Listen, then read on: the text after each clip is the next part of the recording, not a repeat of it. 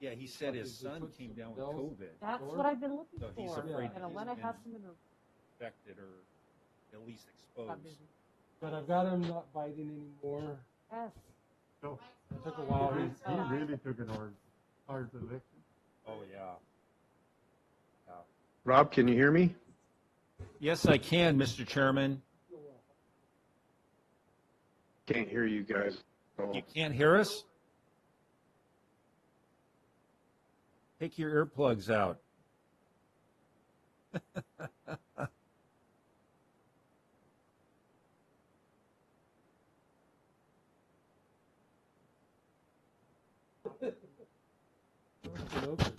Yeah. That's it. Can you hear us now? Angry. Chairman Rogers, you've muted yourself. David, can you hear us? David, Can you hear me? we can hear you. Can you hear us? I still can't hear you guys. Oh, I know what I did.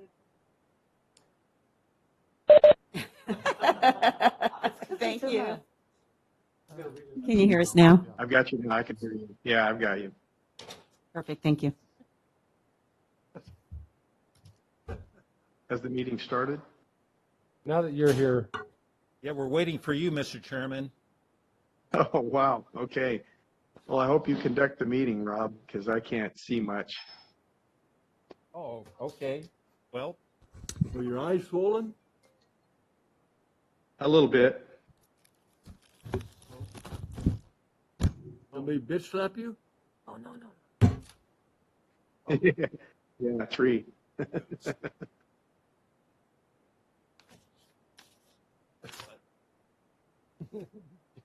I think Jay might.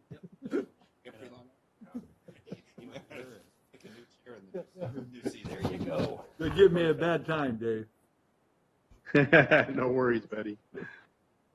All right, well, good morning, everybody, and welcome to a regular meeting of the Madera County Board of Supervisors. At this time, let's ask for a roll call since we have one that's remote, just to make sure. Chairman Frazier, Here. Chairman Rogers. Yes, here. Sorry. No, I appreciate you. Supervisor Boytress, She asked you, Rob. Yes. Supervisor Rodriguez, Here. Supervisor Wheeler. Here. Okay, very good. Thank you. We will start by going into closed session, and after we our council reads the closed session items, I'll ask for public comment. But before then, council. Yes, Chairman, there are 2 items for your closed session this morning. The first is conference with your labor negotiators, Director Gomez and Ms. Carter. That's under Government Code Section 54957.6, and the organization is all units. There's also, under the same Government Code Section, a public employee performance evaluation for your Director of Social Services, and I'm also not aware of any additions to your agenda for today. Okay, very good. Thank you. Are there any public comments regarding the closed session items? If not, we shall recess into closed session. See you soon.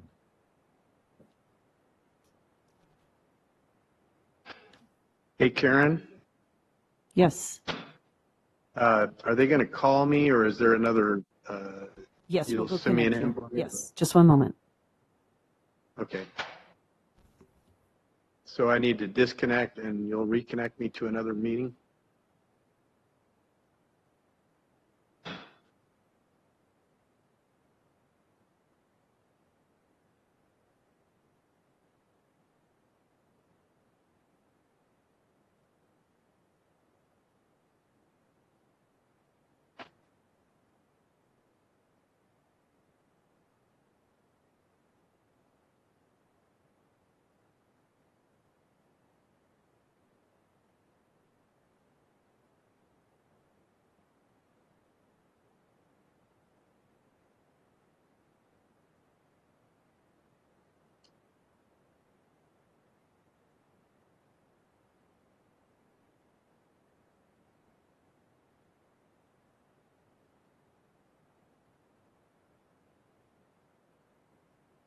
They should be sending it to you now. He's Thank you.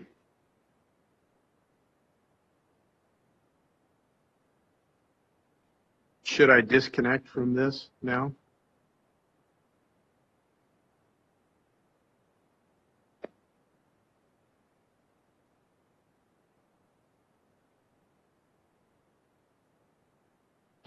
Hi, David. Yes, please disconnect, and I just text you the number to the next meeting. Okay, thank you. You're welcome.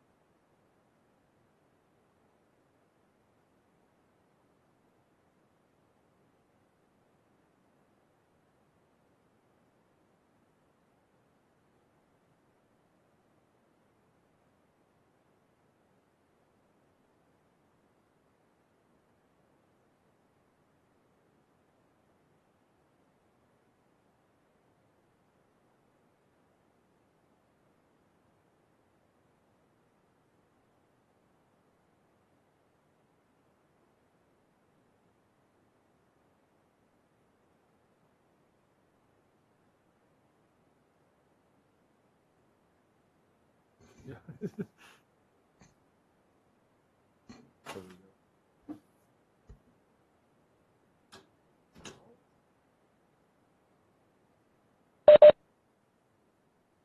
Is David on?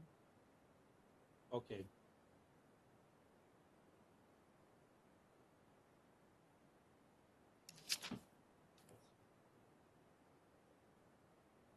He's up. Okay.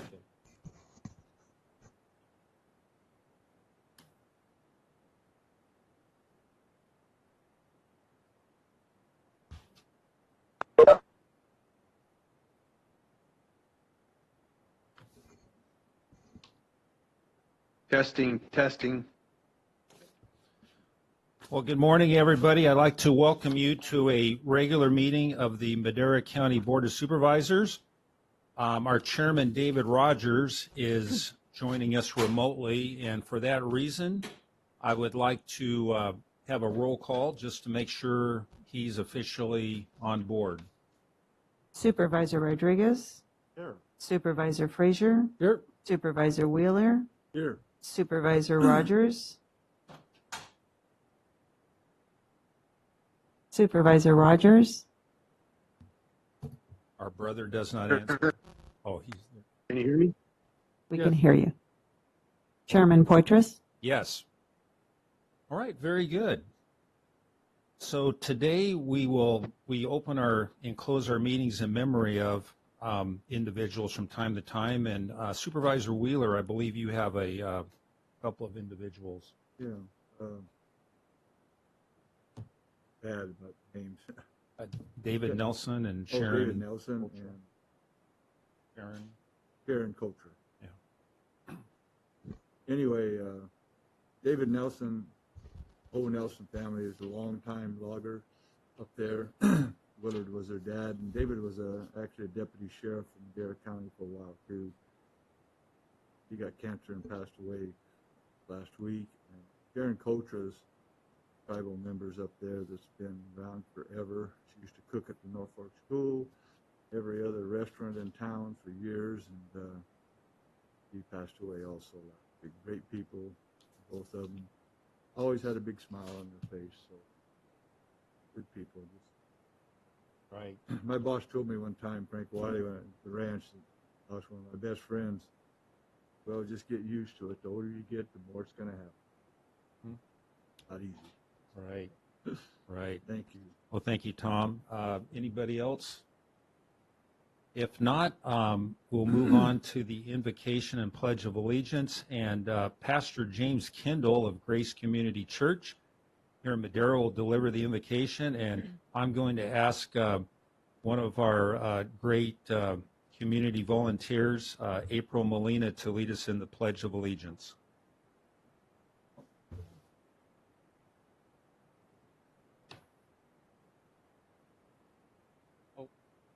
Yeah, there you go. Father God, we thank you for today, Lord, for the sunshine, the rain that you sent over the weekend, Lord, the clean air, the snow to help put out the fires, Lord. We thank you for those that have worked tirelessly over the past several months to protect lives and structures, Lord, to help put the fires out. And we thank you for the help that you gave over the weekend, Father. We thank you for those that have worked so hard over these past 7 or 8 months, Lord, to protect us with the virus, Lord, to do their best to keep people safe and healthy, Lord, for the doctors, the medical staff, Lord, and everyone else that's been involved. And we ask that you would continue to keep them healthy, to keep them strong, Lord. We ask that you would help the virus to go away so that we can get back to a normal way of life, Lord. We thank you for these supervisors, Lord, for how they fight every day and work hard for our county, Lord, to make it better, to make it a safe county, a healthy county, Lord, a place where businesses and families can grow and thrive, Father. And so I ask for today that you would give them wisdom, Lord, that you would guide them as they make decisions, to make decisions that are best for our county, Lord, that are best for our people, that will help our families grow, help our churches thrive, Lord, help our businesses to grow and expand, Lord, and to bring more to town. And Father, we just thank you for that. We thank you for your Son, Jesus, who died for our sins, Lord, and it's in his mighty and all-powerful name we pray. Amen. Pastor, April? Pledge allegiance to the flag, United States of America, to the republic and one nation, God, indivisible.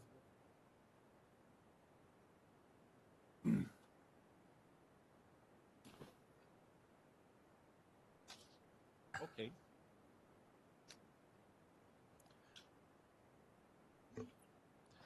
Let's, the next item, let's go ahead and, is there anything to report out of closed session? Chairman, there are no reportable actions from your closed session. Thank you. Okay, very good, thank you. Moving on to public comment, the first 15 minutes of each regular session are set aside for members of the public to address the board on any matter under the jurisdiction of the board, but not appearing on the agenda. The board will not take any action on any items presented under public comment. Speakers are limited to 3 minutes. Anyone addressing the board is asked to print their name clearly on the speaker sheet at the podium and state their name and county of residence for the record. So at this time is public comment. Feel free to come on up with that comment. Got one. Okay.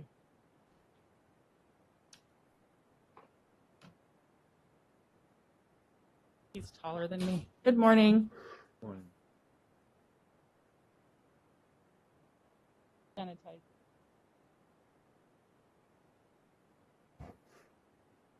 Good morning. My name is April Molina. I live at 28117 Avenue 16 in Madera County. I'm coming before you today. Something happened over this summer regarding my 16-year-old daughter.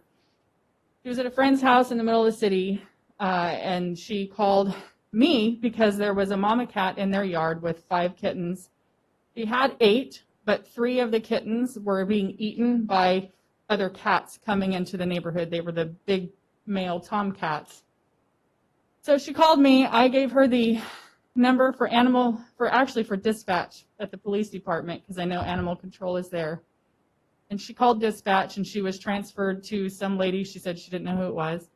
And then she didn't know what to do, so she transferred her to somebody else who told her to put the cat with the kittens outside in a box. The family of where the location is could not take the cat because they could be evicted. They were not allowed to have pets. She called me back and I said, no, we're not going to do that. Bring the cat home. We ended up with a mama and 5 kittens. Now, that mama was a good mama. Those cats were able to go through Friends of Madera Animal Shelter and be adopted out in the Bay Area. But I'm here to tell you that in the last year alone, we have bottle-fed, hand-fed 15 kittens that have been dumped on our property or on my mom's property, or people who have posted online, friends of mine, I don't know what to do, what do I do, what do I do? Well, that first week and a half of baby kittens, they have to be fed every 1 to 2 hours. It's a lot of work, and I'm tired. I have been doing this all year. The cat population has exploded in this county. Really, really bad. We've always had stray cats, always. But it seems like this year has gotten 10 times worse than before. I'm just here to let you know. I don't know what's going on with the shelter. I don't know, and I don't care. I really don't. It's not, I'm not pretend like I have the answer for you. I'm just here to tell you that, when we have cats that are hungry and they're eating kittens and you have people who can't take them, there's a problem. Anyway, that was it. That's my grievance for the day. So I have to get home and feed 3 more kittens. So thank you, guys. We'll see you again. All right. What was your first name again? I'm sorry. April. April, that's Yeah, right. just like the month. I yeah. just wanted you to know that, what happens, baby cats, mountain lions, bobcats, the males actually will eat the babies. Yes. And so they got to keep them away from them. If they don't, they will eat them. Right, Really, right. No, I know that. They I want know them to that. keep producing so they can keep playing. Right, right. No, I'm fully aware. Fully aware. Yeah, I know animal Well, behavior. that's probably what some of that was. Yeah. All right. Thank you. We April. appreciate you telling us. Yes. Thank you. On many levels, thank you. All right. Who's this?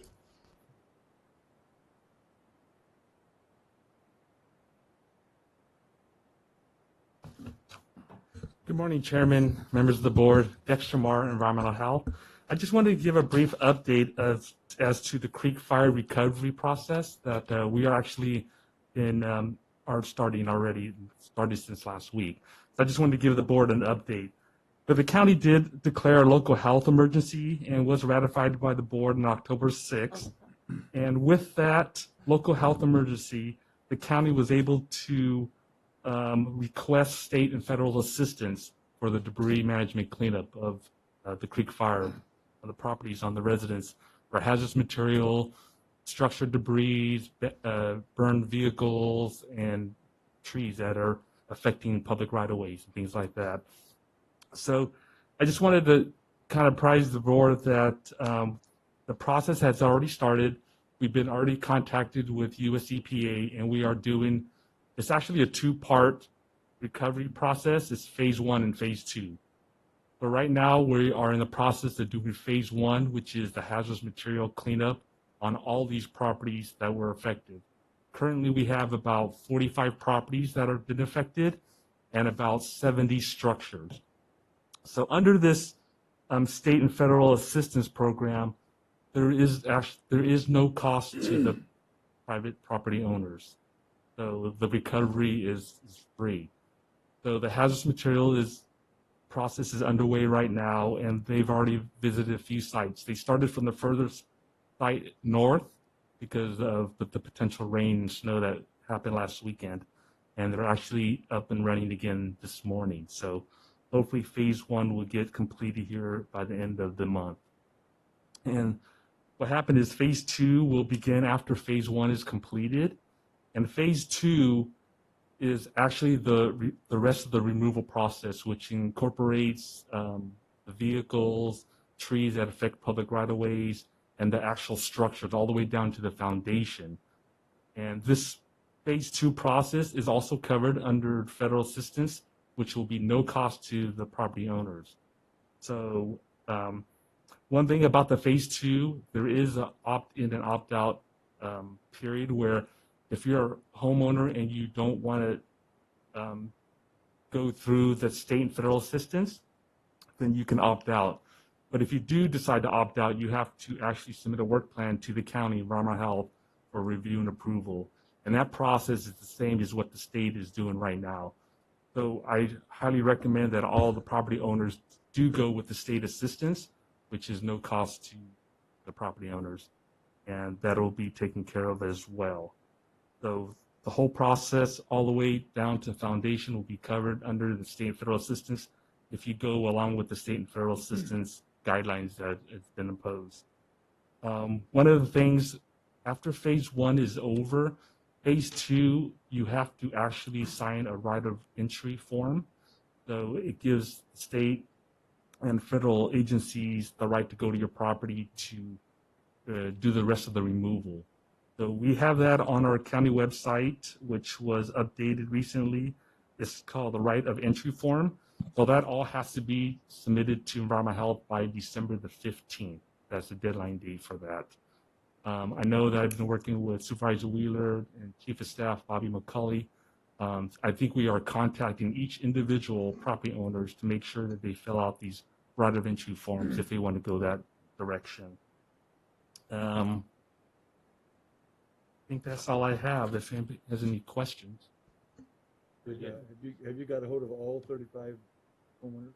I know that Bobby McCauley was going to contact them. I haven't touched base with them recently, but I think so. I think we just put it on our website on Monday, and I think we will hopefully we'll get 100% participation. Fresno put this out on their Mountain Press, this little all-berry paper. Put one in their stars. Yes, we'll start posting on social media and reach out to all the property owners. But hopefully they'll take advantage of this whole federal assistance. Some people don't do the social media. Yes, and also I think if Regina wants to briefly mention about it, I think the county will bring before the board an urgency ordinance for us to move forward with the cleanup process. Okay. That'll be coming pretty soon. Very good. Thank you. All right, thank you, Dexter. Appreciate it. Supervisor Wheeler's going to back cleanup, but didn't know if there's anybody else that wants to make public comment. If not, Supervisor Wheeler. Yeah, thank you. I just wanted to, I put it on Facebook and everything, but like everybody don't get it, like I just said. Cameron Health, doing a great job. They have a drive-through Thanksgiving community food drive this Thursday. Lend a helping hand to those in need by donating non-perishable food items. Cash donations and gift cards are also accepted. There'll be a drive-through maze. Oh, am I close enough? I'm sorry. Oh, that's right, yeah. There's going to be a drive-through maze to go to donate, and they will also receive a free face mask. And it's this Thursday, November 12th, from 2 to 4 at on Road 426 in Oakhurst. And I'm going to be there too, just trying to help people get through and stuff. And First Five, Madera County Public Health, Helping Hands, United Way, and WIC is all participating to help promote this. And then the second thing is they're the same day from 12 to 5, Cameron Health at the same area there are going to have a blood drive. And so if you want to donate blood that day, it'll be at the same time on Road 426. So thank you, everybody who might show up on that. Thank you. Hey, very good. Thank you, Supervisor. Next, we'll be considering the consent calendar. And just as a reminder, all matters listed under consent calendar are considered to be routine and will be enacted by one motion. The consent calendar is fairly robust today, and I'm sure there's going to be a few items that supervisors would like to have pulled for further discussion. I know that I like to discuss item D. Are there any other items? Mr. Chairman, I have C, H, P, R, P, and U. H, P, R, and U? P, P U. and U. Oh, T. P like Tommy. Okay, there you go. R like Rob. There you No go. W for Worley? No W, darn it. All right. Well, very good. So the first one, and he's already made a rush to the podium. He'll be talking about the next two, and Dennis Cook, our Behavioral Health Director. C. Thank you, Supervisor Poitras and other supervisors. I wanted to talk just for a second on item D, which is on the agenda is a contract with Self-Help Enterprise. And while this is the end of the contracting process for this development that's going on over behind Carlos Jr. off of 99. It's a project that's been actually started back in like 2016, mid-2016. What a project. And it is now, looking at it now, you would think, well, geez, it was worth all the energy. It's like a $24 million housing project that's bringing in about mid-50s units, all low and very low income housing projects. And 16 of the units will be dedicated to behavioral health clients and will provide supportive services. And as I was walking here, I was thinking the main thing that I wanted to do was to thank County Council, especially Dale. I'm not going to chew up his name because I can never get it close. Dale B. Can I? Let me tell you, when I sat at all those meetings trying to figure out what the words they were even using when we're talking about tax credits, property procurement, all these kind of things, the water was so deep. And I just, I have a good bluff and just kept moving this project on. Fortunately, I have my father's stubbornness and Dale's intelligence that came in at the end to really clean up the contracts and to give me a tremendous amount of advice. As a local mental health director, we're usually not prepared for what tax credit means and all the different things that go into such a large project.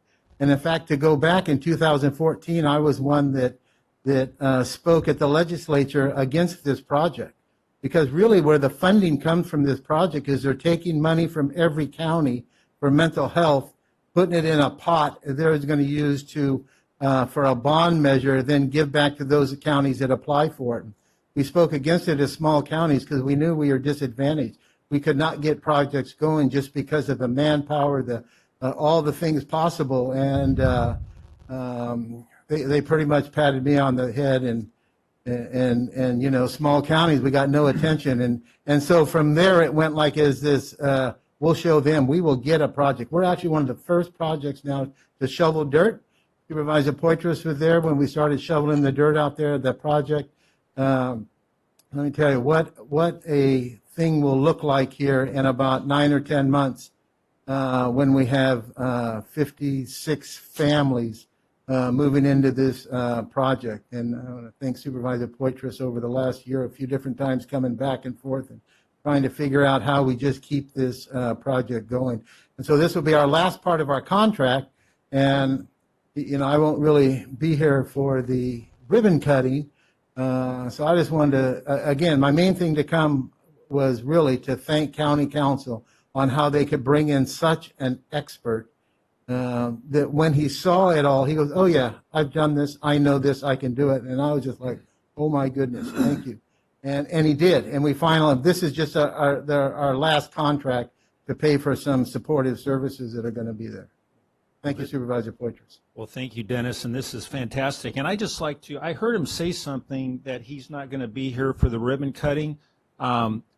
Nick, I know you're out there someplace. Get an invitation out to Dennis when there's the ribbon cutting. We want to make sure he's here. Yeah, he needs to be. And I'll be on my couch. on your couch. And I think that you hit a couple of points that just describe how important in the state of California it is to have teamwork and people that are knowledgeable in certain areas, because these projects are really, really difficult. And then again, I think you emphasize, as far as small counties, how we have to double down and really increase our efforts and really get our voice out there in order to get the attention of the state of California. So that is just simply outstanding. And I have a question, though. You know, I understand the low to very low units, but then there are 16 units that are set aside for behavioral health. And maybe you just might describe what the benefit is to those individuals Right. for those particular units. And in fact, it was because of those funds that come from behavioral health that this project is able to go forward. Those are like the bread and butter funds. Everything else builds on that through sales of tax credits, which is, wow, what a deal that is.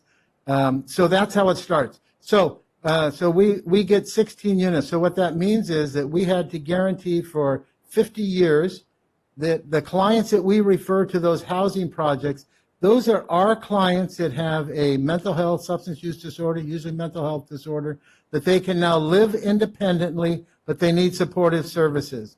So currently we have 3 projects right now. We have one in Madera on P Street, one in Chowchilla on Mariposa, and one in Oakhurst on Golden something up there, where our housing project is on Oakhurst. I can't think of what it's called. Behind Royal Oaks. Royal Oaks, not Golden, Royal Oaks.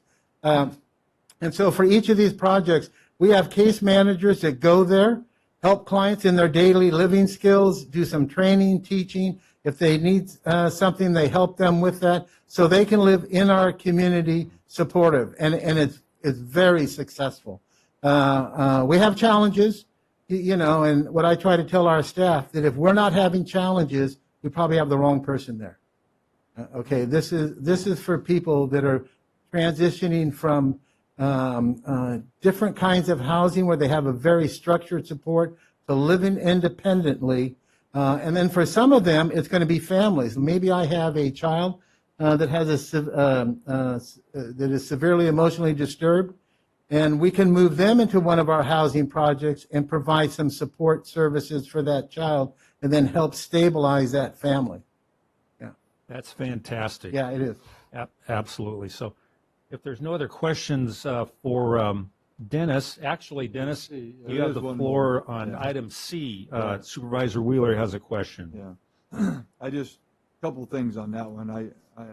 It's the new contract. I don't know what the old one was. This one's $233,022. and 80 cents. So what was the increase? And do we pay that, whether we get patients, do they get patients from us or not? And So- did Madera City pay any of this money? No, it's coming out of different dollars, but do they come out of some of their parts? Yeah.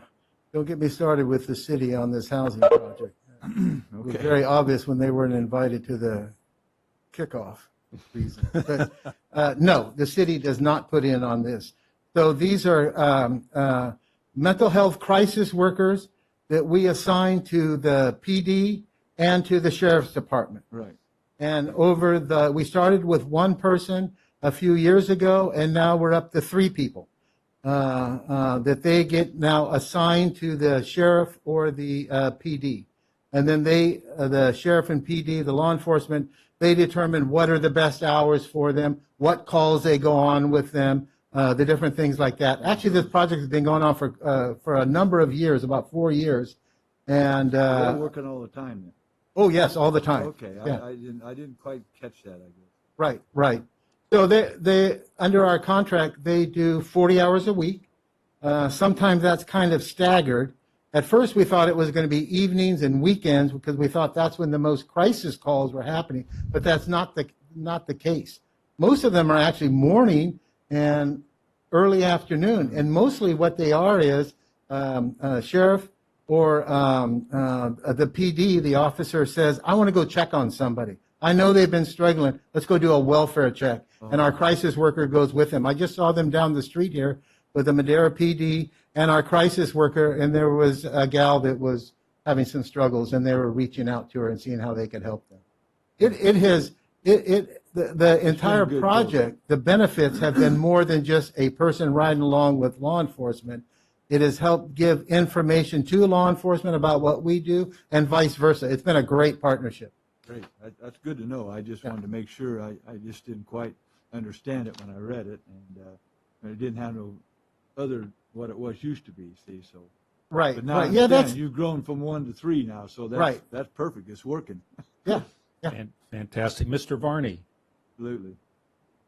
I just wanted to add that I'm the sorry. crisis worker works countywide.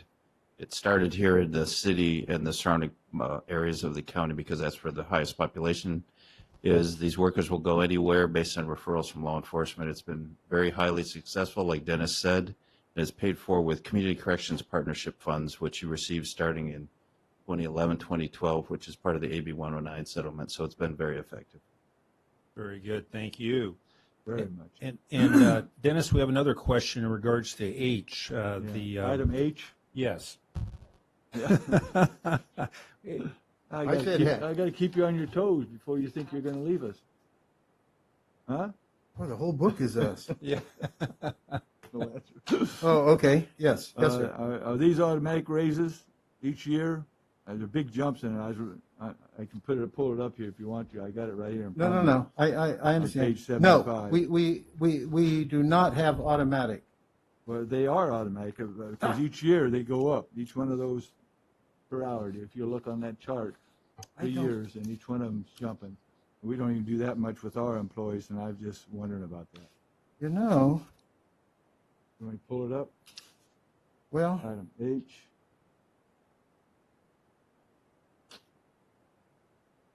It's on page 75, so.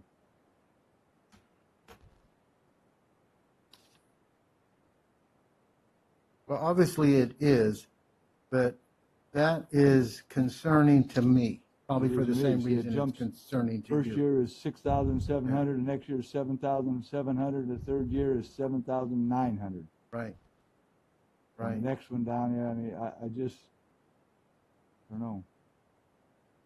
That's pretty high jumps for me. I mean, I wish we could do that for our employees. Yeah, that is,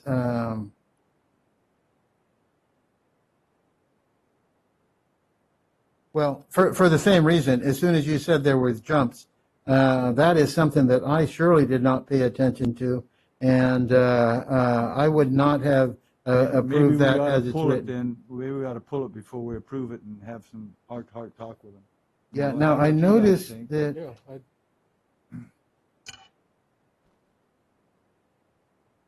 I'm trying to think if it's going to stop services. Well, there could be an option too, that if we approve it and we bring back an amendment that takes away those. I could hear your direction and then bring something back there.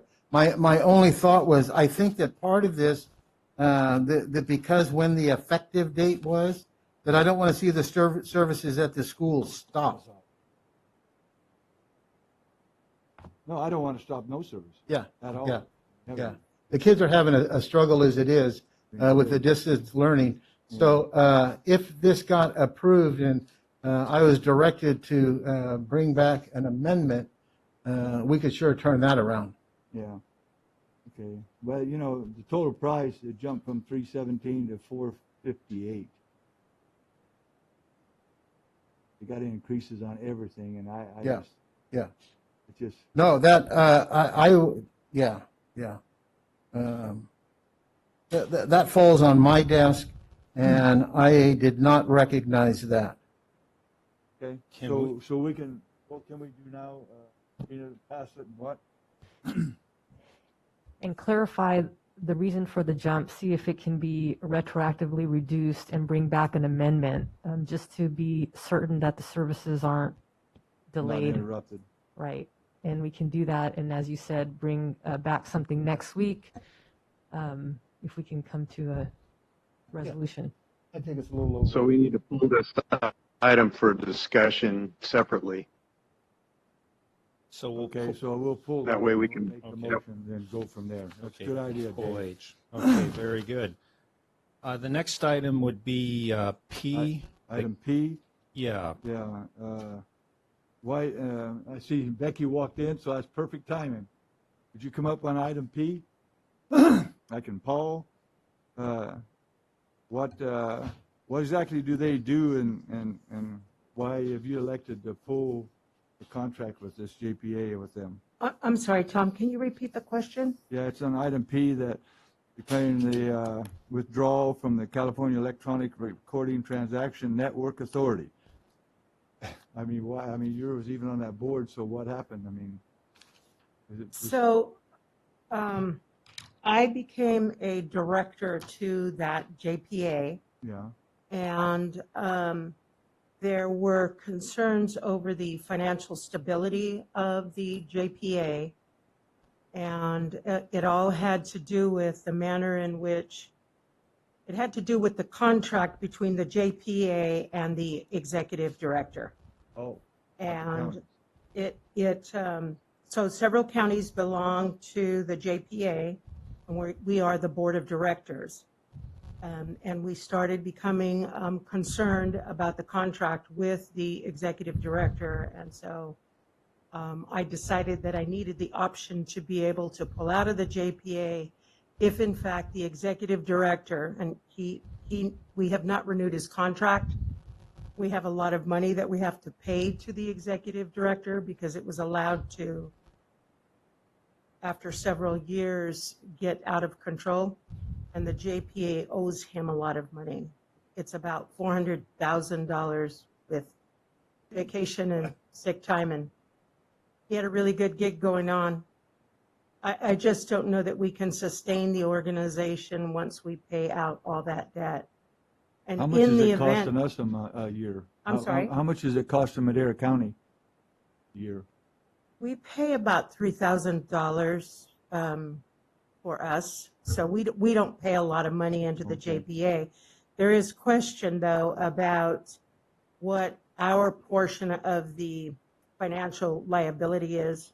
Regina doesn't believe that we would carry that responsibility by very much money, because we joined in 2018, and that was debt that's been accruing since, I don't know, 2000, 2010. Yeah. Well, thank you. I'm glad you caught that, so we could do it. I couldn't understand what the heck was going on, so. Yeah. I had So to ask. we want the option to be able to go to another electronic recording company. Okay. But if we find that Certina can be sustainable without this executive director, and it would mean that a county would have to take over that responsibility, and I think Santa Cruz is willing to do it. then I would have no problem staying, but we would consider just being a client county where we would pay less money into that JPA. So it means we wouldn't have any say on the board, Right. but we would still have that company to accomplish electronic recording. So That's the most important. it is. It is. Thank you so much. So, Very good. Thank Thank you. thank you. Item R, Yeah, the only question I got on that, the grant we got, was more than what the bookmobile is costing us. So there's $20,600 left. I was just wondering if we could use some of that money for other equipment or books, what have you, in that machine, that bookmobile. Oh, there you are. How are you? Hey, Good morning, thank you. everybody. Hey, No, you were going to answer it, Rob. well, I had the answer, but I'm going to let our librarian answer this question. Hi, very much, and thank you very much for that drive-through and talking deal that Rob and a whole bunch of us did on the library for Halloween. Did a good job. And thank you, everyone that's participated in our story times, and the invitation's still out there. If you haven't gotten a chance yet, we'd love to have everybody participate and be a guest speaker for our story times. Wonderful Great. for the kids and the families to see everyone involved. My grandkids loved it. Oh, they did a great job. Thank you. So that's a great question, Supervisor Wheeler. Thank you for asking that. Yes, so the costs of the bookmobile itself is the $152,000. The extra money will go towards purchasing a new collection of books and materials for the bookmobile in English and Spanish. We've created 2 surveys, one in English and one in Spanish, to ask our community what they want to see on the bookmobile, what types of books and DVDs and materials, what kinds of programs we can take out to the unincorporated areas. We'll also have laptops and a wireless printer and hotspots. So the bookmobile itself will be a hotspot so that people can drive up and connect. Connectivity is such an issue right now in a lot of our more remote areas, and so they can drive up and connect to the internet using the bookmobile as a hotspot, but we'll also have hotspots that they can borrow and take to their homes, which could be able to help with some of the online schooling as well, if that's still happening when we're ready to hit the road. Unless I read it wrong, I thought it said in there that the money would go back, that $20,600 was going to go back. No. Maybe I read it wrong. But that's so- what I read it. That's the reason I brought it up. So Yeah, I think the question is that 20,000, the way the state library disperses their funds, they give us a portion of the funds up front, and then they want to make sure we complete. 3 payments, I think it was. Yes, yeah. 3 times. Yeah, they want to make sure that we follow through with the project and complete it. So they save a percentage of the funds and then disperse it at the end of the project when we submit our final reports. So we will get the full amount, but they do it in installments. But we can't use the whole grant dollars. Yes, yeah, we will be That's using. all I care about. Yeah, we'll be using all of the funds, definitely. Perfect. And Mary Jo is the lead. Do you have anything to add? No. Okay. I'm Thank you. grateful Good for all of her backup. work. Yes. Thank you. Thank Yeah, and you. I'm glad you guys did it right here locally too. That's a great place out there. They've done a lot of things out there. Item T, Public health. yeah, on the flooding. I'm not quite sure why we're paying that. That 20,000. Did they have a flood problem and then they gave it back to us to test, or exactly? Is anybody here to talk about that? Good morning. I'm online here. This is Sarah Boss, Public Health Director. Hi. So this is actually a Fresno County contract with us. So they will be paying us for our lab to perform those labs on their behalf because their lab experienced a flood about 2 years ago. And so usually we're bringing a contract where we're paying for services, but this is actually something that they're contracting with us to perform. So they're paying us the 20,000? Yeah, see, that's Correct. required Okay. for acceptance. I just of read it funds. wrong then. The acceptance. Yeah, I seen that, but I couldn't figure it out. So thank you, Sarah. I got one more on item U. Yes. Have we had any lead poisoning lately? I haven't. I mean, they don't make nothing with lead in the last 50 years. I don't understand why we're going to spend that kind of money on lead poisoning? Lead-based paint? So this is a state contract, and there are still lots of cases of lead poisoning that happen on a pretty regular basis, and there's certainly the threats of lead. And so this is an ongoing comprehensive program that's been in place for decades, and it's very successful, and that's probably why it's not top of mind for you. So we keep still having lead poisoning? Yes. How's it going? I haven't heard anything for a long time. Thank you very much. I'm happy to provide you with statistics about that. I'll send you an email with current statistics about what's going on in Madera County with regards to lead. Great, I really appreciate that. Sure thing. Very good. Thank you, Sarah. That's all of them. Are there any members of the public who would like to comment on any of the consent items? If not, we'll bring it back to the board for action. Move to approve pulling item H, was it? Second? H, yes. Okay. We have a motion and a second. I'll ask for a roll call vote. And Chairman, with that pooling, you will not approve that item. I just want to clarify, if you pull it, If we pull it, and we can vote on it next, can we? yes. Okay, yes. That's what we've done before. Yeah, got it. Supervisor Rodriguez, Supervisor Wheeler, Yes. Supervisor Frazier, Yes. Supervisor Rodriguez, Yes. Supervisor Rogers, Yes. Chairman Poitras. Yes. Motion passes 5-0. Very good. Okay. Thank you very much. I just, on item H, I'll make a motion to approve it, and, or what should we do? Approve it and then bring it back next week with the corrections? Okay, I make a motion, we approve item H and bring it back next, the 17th for corrections. Second? We have a motion and a second. I'll actually ask for public comment on this particular item as well. If there's not, I'll ask for let's go ahead and vote. Roll call. Supervisor Wheeler, Yes. Supervisor Frazier, Yes. Supervisor Rodriguez, Yes. Supervisor Rogers, That was a yes. That's a yes. Supervisor Rogers was a yes. Yep. Yes. Chairman Poitras, Yes. approved 5-0. Very good. Thank you. Let's move on to item 6, discussion items. And the first item is our Social Services Department. It's the presentation of a proclamation naming November 2020 as National Adoption Month. And so to talk a little bit about what that's all about, we have Danny Morris. Good morning, Chairman, board members, DAO, and County Council.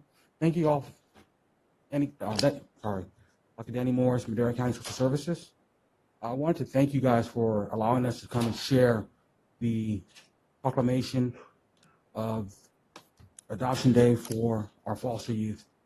This year we had over 34 youth that achieved adoption in Madera County. And this is with COVID, because our courts had to shut down for a period, had to restructure and do different things to help and pursue and how we can do this and accomplish this along with our staff and everything else. And we were able to still move forward with 34 adoptions this year.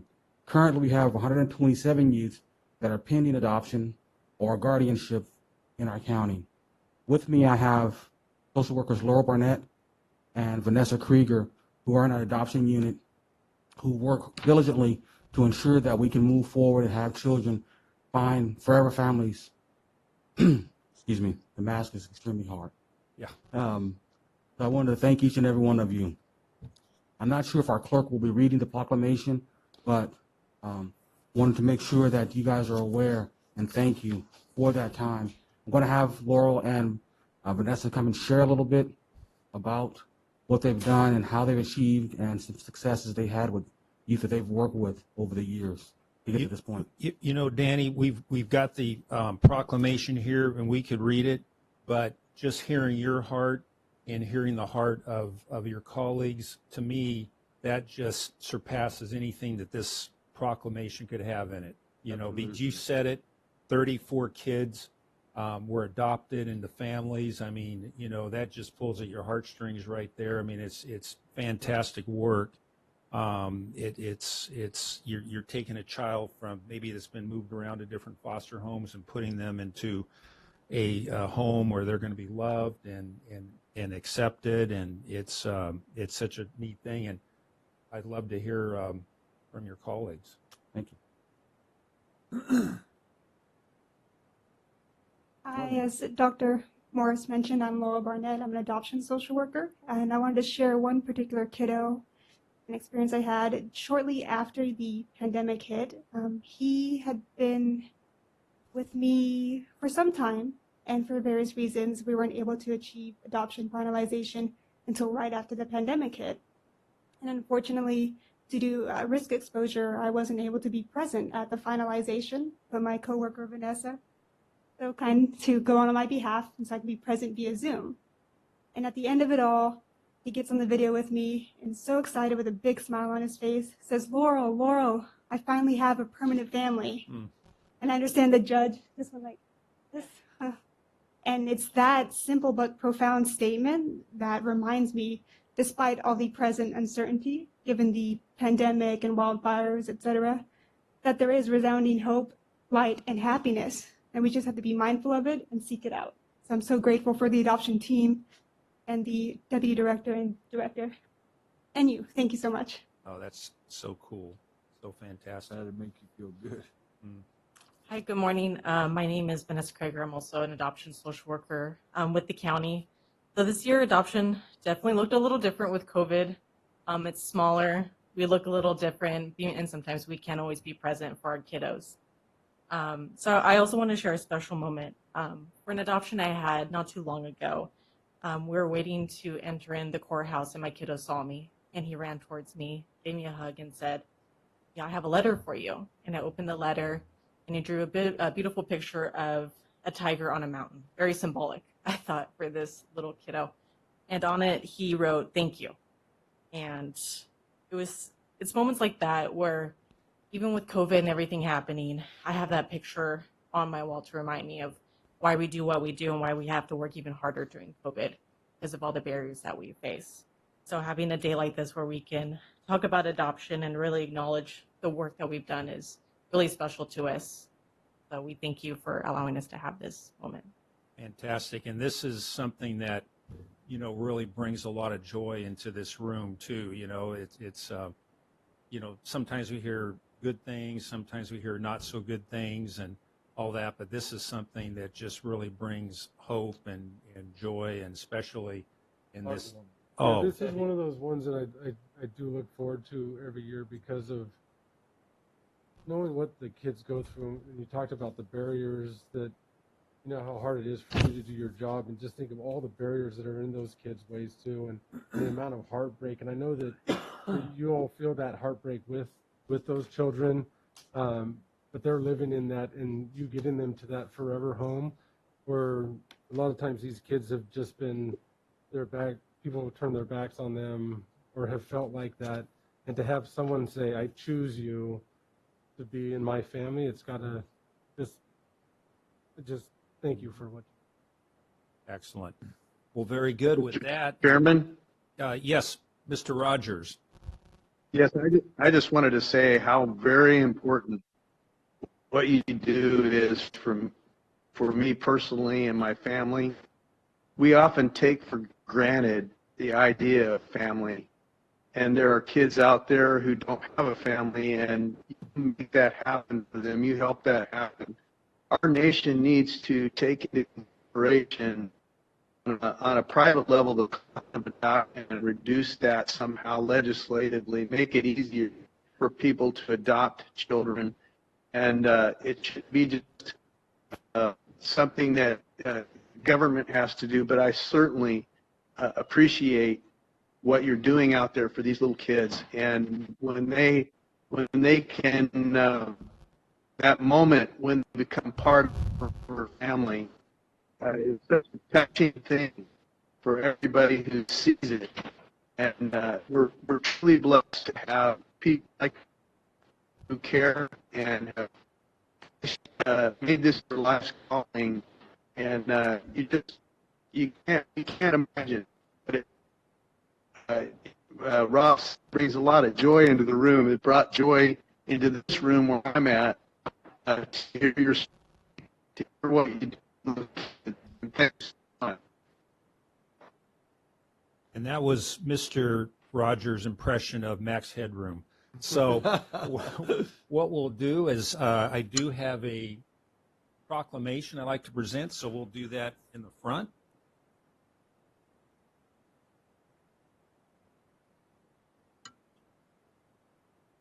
Should we Do that, or- Stay in the back.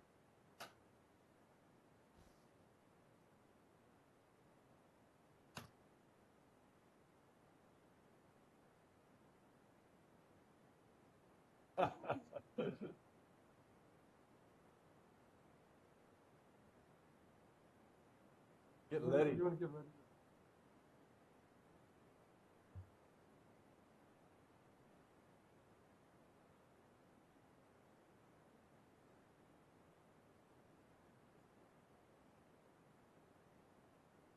Get up here.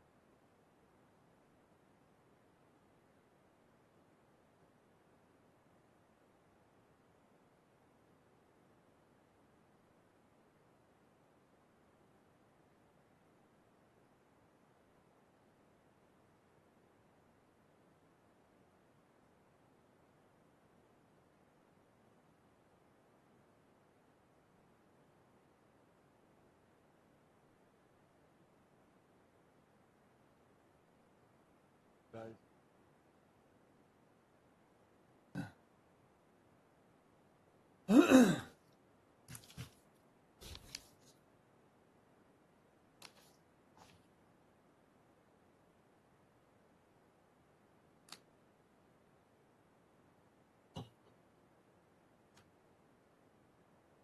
Okay, well, we're going on to item 6B, and I will hand the mic over to Supervisor Frazier. Thank you. Carrying on the idea of family and how important it is to all of us, and what family does for community, and in certain instances, what one member does for the community and for their family.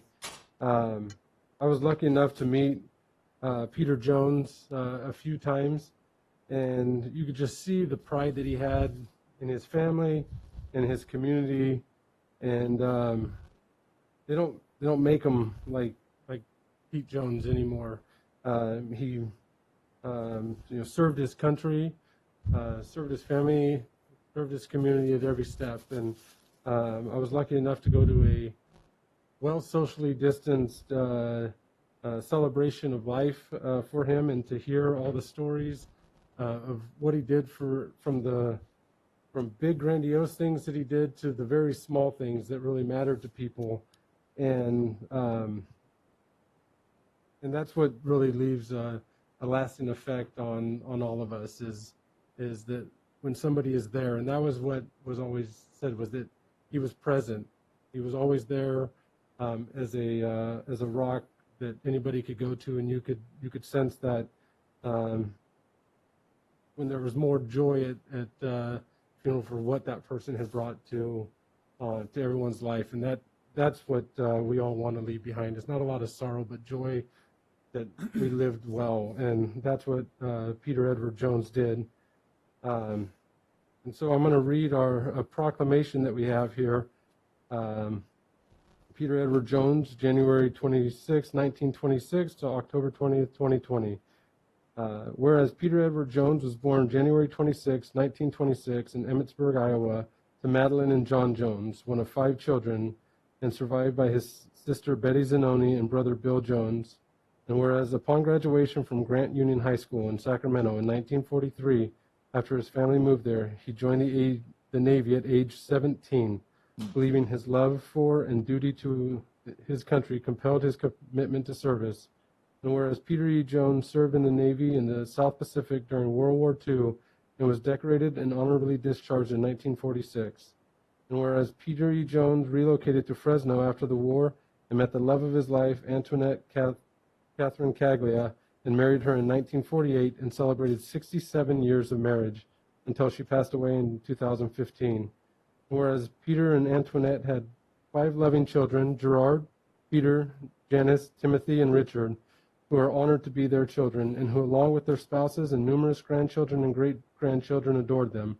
And whereas Peter E. Jones served in the Navy from 1950 to 51 in the Korean War, having been called up as a member of the reserves. And whereas Peter E. Jones worked at the Fresno Bee for 57 years and 3 months and was named by the newspaper as their version of Cal Ripken by Bill McEwen, and continued working in his son's business until early 2020. And whereas Peter E. Jones served Our Lady of Victory Church as a lector for decades, even helping to build the convent for the church, whereas Peter E. Jones dedicated his nearly 95-year life to the love of his family, country, and God. Now therefore be it proclaimed on this 10th day of November 2020, the Board of Supervisors of the County of Madera, State of California, has hereby honored Peter Edward Jones for his love of family, country, and God, signed by all of our hands. If I can call his son Timothy. Yeah. Over here. Gotta get so I get a picture. Get in.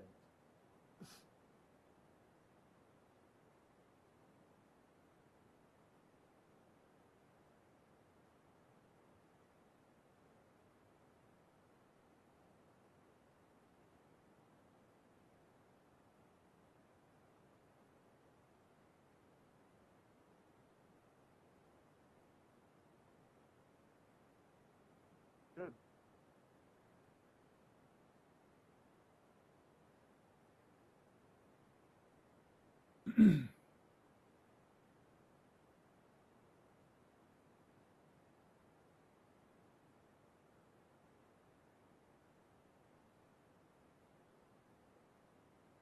The green light is on.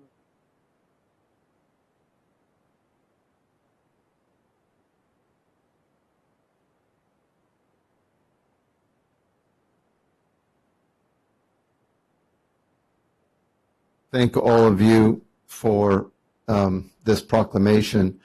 And just a couple of brief comments. It reminds. Yeah.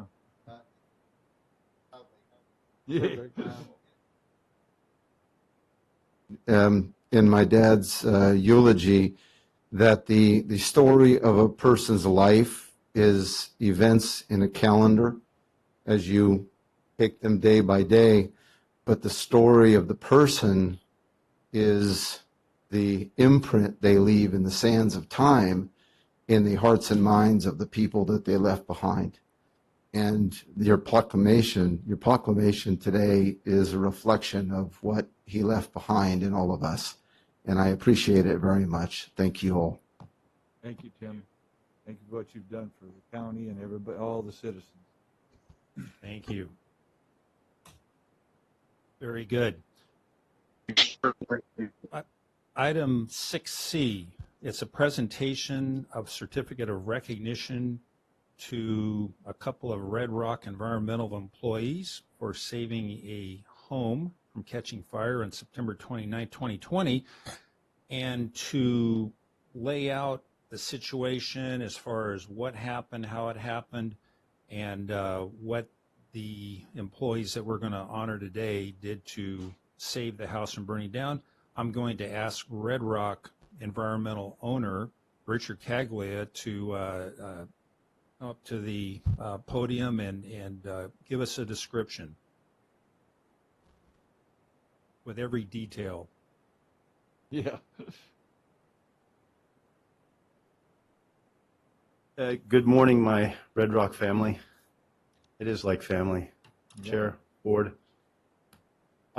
Vincent, one of our drivers, he has the detail. I don't have the detail, but I will tell you that he exemplifies a very conscientious employee who at one point in time was driving down the road, noticed a grass fire. Then he happened to drive over an electrical wire, and then it came upon his mind, wait, something's not right. So he stopped, turned back around, went to the door of the individual's home, knocked on the door, no response, and just seemingly instinctually grabbed the hose and started putting out the fire, made the proper phone calls to 911 and stayed there until emergency services came by to put the fire out. So for that, we're very gracious. And, this is Vincent here. In fact, really quick, if you don't mind me introducing our team that's here, is we have Keith Hester in the front row. He's our GM. Two other individuals that are here that are very critical to our operations is Rob Emerson and Greg Woods. And then, of course, the two individuals that you have on your agenda for recognition today is Vincent Carrillo and Erica Villegas. So for the proclamation and what you're doing today to recognize us, which we appreciate, we're very humbled by the fact that we have the relationship with Madera County that we do.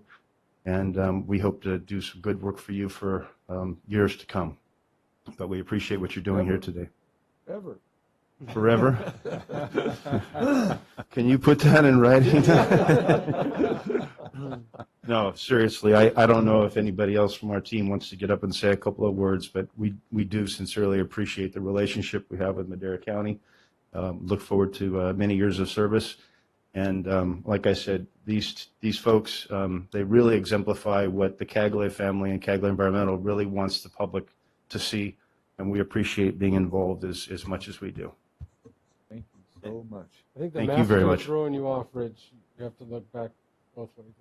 What's that? I think the masks are throwing you off. You have to look back to two ways to get everybody there. Oh, thank you. Yes, thank you. Very good. Well, thank you so much. No, it sounds like Chairman Rogers wants to say something.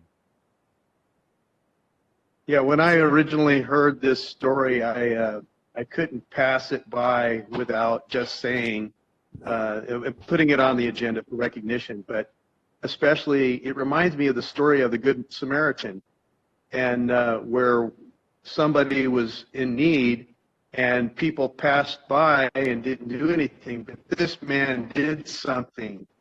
And he did what was extraordinary and be above and beyond the call of duty. And we certainly need to recognize that kind of service community. So I wanted to recognize him. And in addition to the plaque he's being given, there will also be a coin that's recognition of excellence in our county. And thank you for your service. Thank you for the excellence you exemplify, and Richard, your whole team. We appreciate that. Thank you so much. Thank you very much, Chairman Rogers. And with that, we do have a couple of plaques that we'd like to present to Vincent and Erica, and I'll move to the front to present those. Okay. I'd like Thank to hear you. the whole story from Vincent and Erica. Well, that's up to them. Would you like to come say a couple words, Vincent?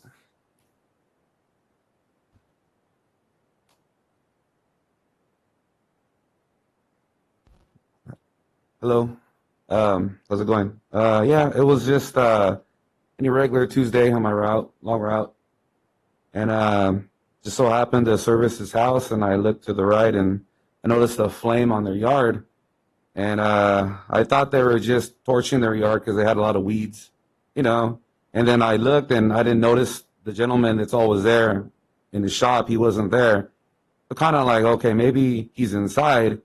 Kind of took off a little bit and I noticed the wire on the floor. I ran it over. I was like, oh man. I was like, okay, wait a minute. The wire's on the floor. The grass is on fire. I was like, somebody ripped off, you know, the wire and it sparked and lit his yard on fire. So I decided to reverse and go back. I kind of freaked out. I was knocking on the door and nobody answered. I'm all looking at the fire spread. And I kind of called Erica and I go, call this customer. Let him know that his yard is on fire and spreading towards his house. And she's like, all right. So she keeps calling him. And I just, this is too much. So I grabbed the water hose myself and I just started doing it myself. You know, so and then yeah, gave me a call and said that she had talked to them, and yeah, so 5 minutes later they had came back, but I just waited there because the wire was still on the ground, and I was afraid it might spark again and lit something else on fire, you know. So yeah, that's my whole story. Great story. Yeah, if Eric would like to say something. Yeah, no So, choice. It's just basically teamwork. That's what I wanted to say. So, it was teamwork between him and I, getting a hold of the customer. I probably blew up his phone a lot. There's a time he answered and hung up on me. But they don't know who's calling. They don't recognize the number. People don't want to answer their phones. So it's Right. the consistency of trying to get a hold of somebody in an emergency. And as soon as he did answer, that's basically my thing, pronouncing who I was, why I was calling him so much, and he was grateful for not giving up of calling him. Was the gentleman there at the house or anything? He or- was not. Oh, He he was wasn't driving there. home. Wow. He did tell me he was minutes away from there. I offered to stay on the line with him until he got there, and I just basically let him know what was going on, you know, what the driver had to do. You know, he did go on his property. He did get his hose. He put it out.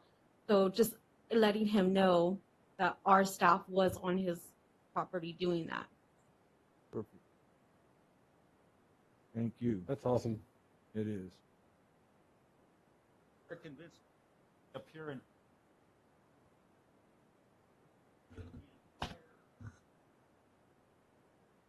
Sure. Rob, I just want to say one more thing to our employees.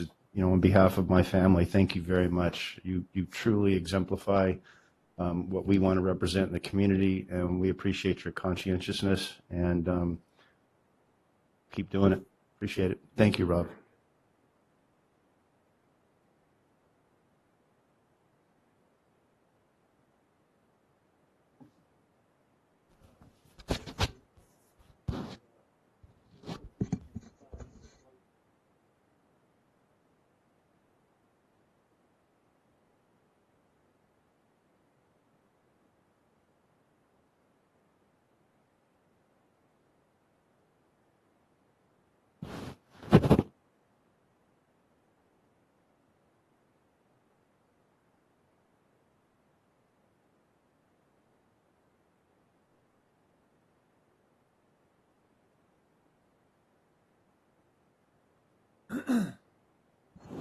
Everybody have a great day. Thank you again.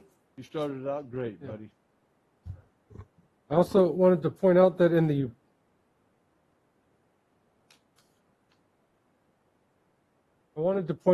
that proclamation before that Peter Jones married Antoinette Caglia, and it just shows that, you know, these families, these people, that they pass that down through the generations, through the people they work with, and it truly does make the community that much better, because it starts, you know, from a very young age of learning what it means. So, thank you. Thank you, guys. 6D, Public Works.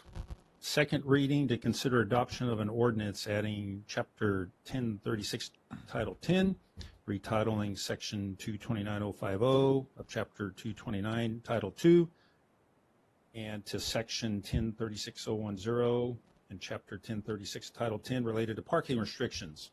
How's that? Jared. Good morning, members of the board and Chairman Rogers. Jared Carter with Public Works here. This is the second reading for the adoption of an ordinance amending the county code chapters related to no parking. As discussed previously, this would essentially move some of the chapters around and also add a section giving the board authority to set a fine for no parking zones. And I'm available for any questions. Very good. Any questions from supervisors? Yeah, so when will this take effect, and how long you think it'd be before we can get signs up doing that and everything? So I believe the ordinance goes into effect 30 days after adoption. And at that point in time, we can bring a resolution for the for the fines and setting the fines, or the board setting the fine amount. And then we would probably wait until then to put the signs up so that we can put that dollar amount on there. Yeah, no, we got to as wait adopted. for that, absolutely. Yeah, $15 so enough, Tom? Yeah. Yeah, $5 less than we already charged it. So yeah, that'd be perfect, yeah. No, we got to wait and then do it. And then as long as we get them up before next summer, next spring. That'd be. Mr. Trieber, it looks like you want to say something. I'll just piggyback a little bit on Jared. So, our goal is if it's the board's will and this is adopted today, it'll become effective 30 days. The plan is to be back at the board, our last meeting in December, to adopt that for consideration of a resolution adopting and setting those fines. So with any luck, those signs will be up by the end of this year or certainly in January. Yeah, I mean, up there. I wouldn't worry about getting it this year with all the holidays, but if we could get it all passed and ready to go, it'd be great. Very good. If there's no other questions from supervisors, I'll open it to the public. Any members of the public wish to comment on this item? If not, I'll bring it back to the board for action. Move to approve item 6D. We have a motion and a second. Roll call vote. Supervisor Wheeler, Yes. Supervisor Rodriguez, Supervisor Frazier, Yes. Supervisor Rogers, Yes. Chairman Poitras. Yes. Motion to adopt passes 5-0. Very good. Thank you. Another stellar presentation, Jared. Thank you. Good job. Item 7, pending legislation. Is there any legislation that we need to talk about? Okay, supervisor and staff reports. I'll start to my right. Supervisor Rodriguez, Supervisor Frazier. Yes, and I probably should have brought it up in public comment, but I just wanted to thank Amy Varney, Sheriff Pogue, and everyone in the Golden Valley Chamber of Commerce for putting on a wonderful ribbon cutting. Much different than ribbon cuttings in the past for something as important as a sheriff substation that has been long needed in the ranchos, and it was just a wonderful day. It stopped raining just long enough for us to have a nice time, a great tri-tip sandwich, and they were handing out backpacks for kids. So it was just it was a neat day to be out there, and also wanted to thank the board for their support on that project that was desperately needed for the ranchos, and just wanted to let you all know it was a great day, and as any event that Amy Varney puts on, it was well attended and well organized, so appreciated that. Great. It's so well needed there, man. Very good. Thank you so much.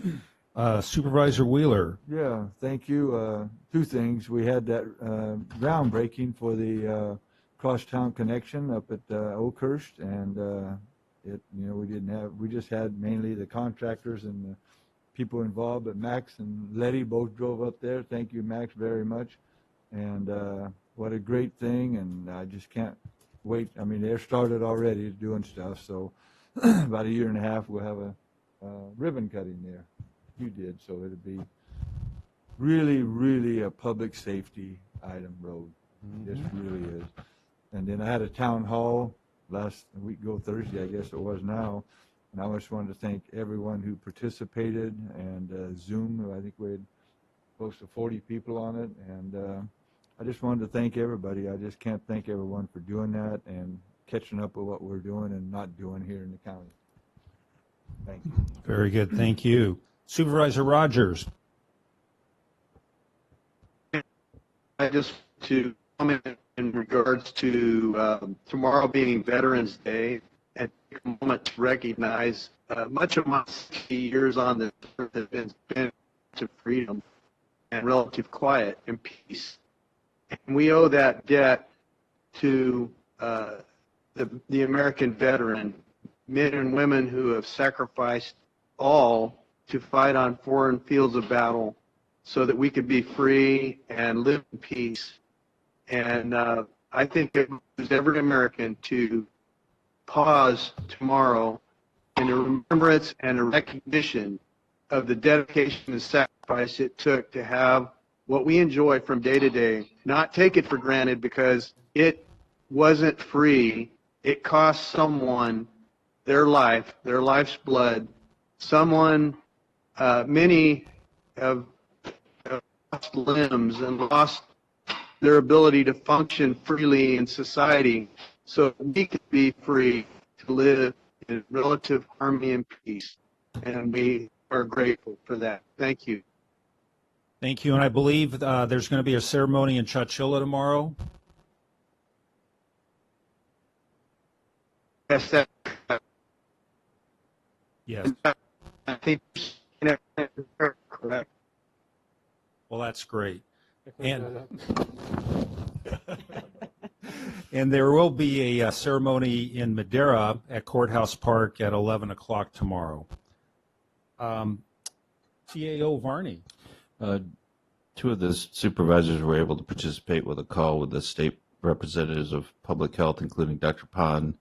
As a result of that call, public health is determined to try to go through the adjudication process to move us from purple to red. One thing to keep in mind is you've probably heard of the adjudication process a lot.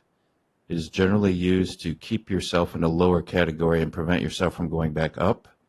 If we are successful in going from a higher category down, we will be the first county in California who's been successful in doing that. So good luck to the public health staff in putting that package together.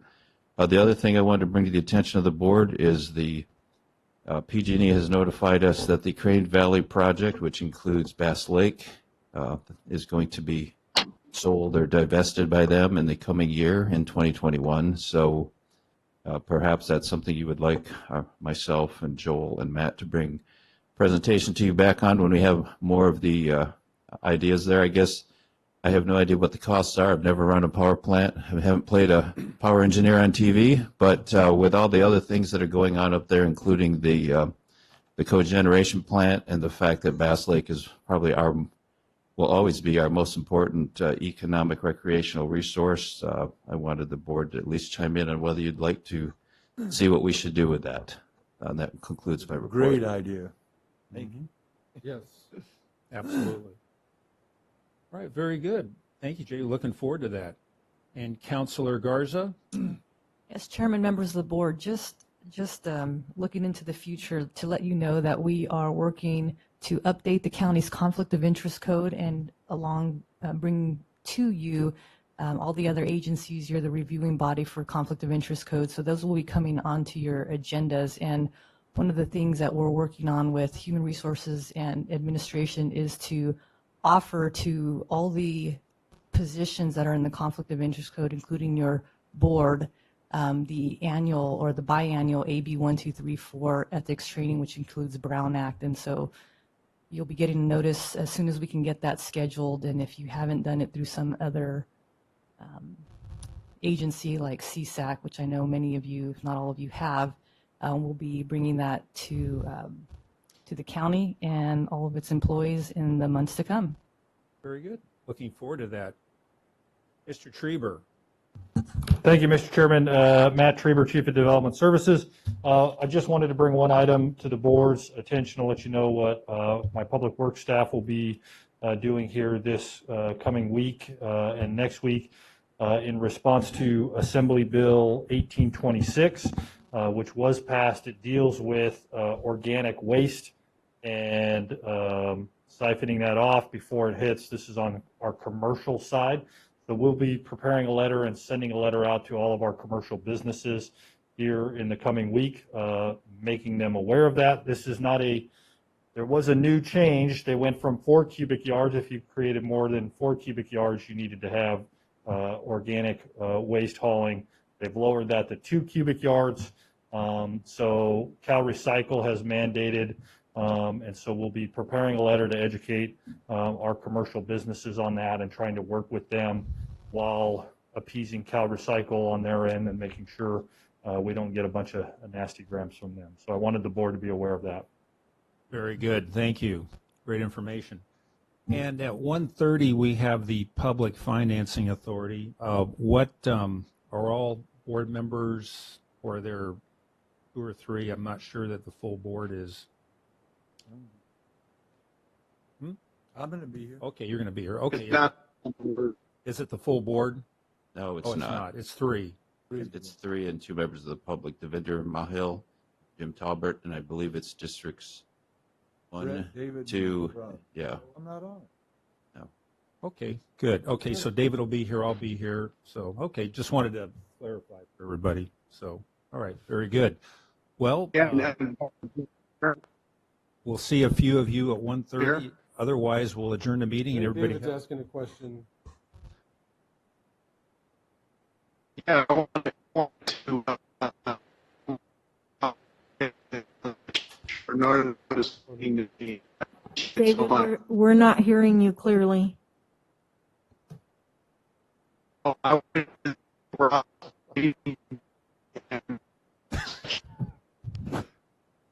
Those words of wisdom. So I think he wants Pro Tem Poitras to chair the meeting, and if we're going to have a quorum, I'm not sure that he is going to be Okay. able to attend. Gotcha. Okay. I'll be happy to do that, Mr. Chairman. All right, very good. Well, we'll adjourn and everybody have a great rest of the day.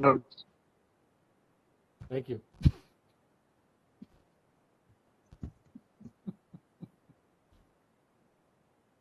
He just teased it up.